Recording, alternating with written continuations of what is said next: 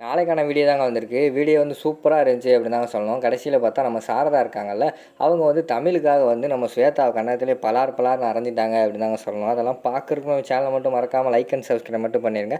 First எடுத்தோடனே நம்ம சாரதா பக்கத்துல வந்து நம்ம தமிழ் பாப்பா உட்காந்து சோஃபால உட்காந்துருக்கிற மாரி காட்டிக்கிட்டு இருக்காங்க. அந்த நேரத்துல வந்து அங்கிட்டிருந்து ஸ்வேதா வராங்க. ஸ்வேதா வந்து ஆல்ரெடி கோவத்துல வராங்க. எப்படியோ வந்து நம்ம வந்து ஆதி அவங்கள வந்து மாட்டி விட்டுறலான்னு பார்த்தோம். ஆனா கடைசி நேரத்துல அந்த பாரதி வந்து அது எல்லாத்தையுமே கெடுத்து விட்டாளே அப்படின்னு சொல்லிட்டு கோவத்திலே வர மாரி காட்டுறாங்க.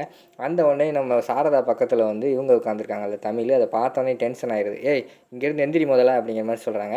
உடனே சாரதா வந்து சொல்கிறாங்க, ஏன் ஸ்வேதா என்னாச்சு, சின்ன பிள்ளை தானே உட்காந்துருந்தா என்ன செய்யுது அப்படிங்கிற மாதிரி சொல்கிறாங்க.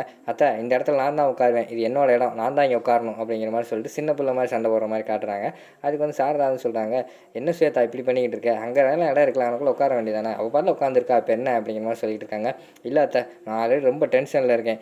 ஆல்ரெடி வீட்டில் வந்து பாரதி வந்து என்னோட இடத்த பிடிச்சிட்டா, இப்போ கம்பெனிலேயும் வந்து என்னோட இடத்த பிடிச்சிட்டா, இப்போ அவள் மக வந்து இங்கே என் இடத்த பிடிச்சிக்கிட்டு இருக்காளா அப்படிங்கிற மாதிரி டென்ஷன் ஆகிட்டு இருக்க மாதிரி காட்டிக்கிட்டு இருக்காங்க. விடு, இதில் என்ன, சின்ன பிள்ளை தானே, அவளுக்கெல்லாம் என்ன தெரியும் அப்படிங்கிற மாதிரி வந்து நம்ம சாரதா சொல்கிறாங்க.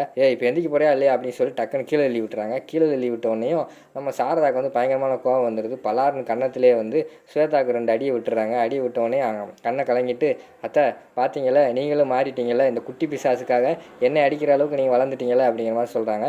இல்லை ஸ்வேதா, என்ன இருந்தால் சின்ன பிள்ளை நீ எதுவுமே தள்ளி விட்டுருக்கக்கூடாது, அது வந்து தப்பு அப்படிங்கிற மாதிரி சொல்கிறாங்க. அவளை சொல்கிறேன், அவள் பாட்டில் இருந்தால் என்ன அர்த்தம் அப்படிங்கிற மாதிரி சொல்லிட்டு சண்டை போடுறாங்க. உடனே சாரதா வந்து எப்படி பார்த்தாலுமே நம்ம தமிழுக்கு சப்போர்ட் பண்ணி பேசுகிறத பார்த்தோன்னே அந்த இடத்துலேருந்து கோவப்பட்டு நம்ம ஸ்வேதா வந்து போயிடுறாங்க. அதுக்கடுத்து வந்து ஆதி வராரு. அம்மா, நீங்கள் ரொம்ப மாறிட்டீங்கம்மா, முன்ன மாதிரி இல்லை, இப்போல்லாம் என் கண்ணை பார்த்து கூட உங்களால் பேச முடியல, நீங்கள் ஏதோ தப்பு செஞ்சுருக்கீங்கன்னு மட்டும் புரியுது, எந்த தப்பாக இருந்தாலும் என்கிட்ட சொல்லுங்கம்மா, நான் உங்களை ஏற்றுக்குறேம்மா, நீங்கள் எங்கள் அம்மா, எனக்கு பழைய மாதிரி நீங்கள் வேணுமா அப்படின்னு சொல்லிட்டு கண்கலங்கி அழுகிற மாதிரி காட்டிக்கிட்டு இருக்காங்க.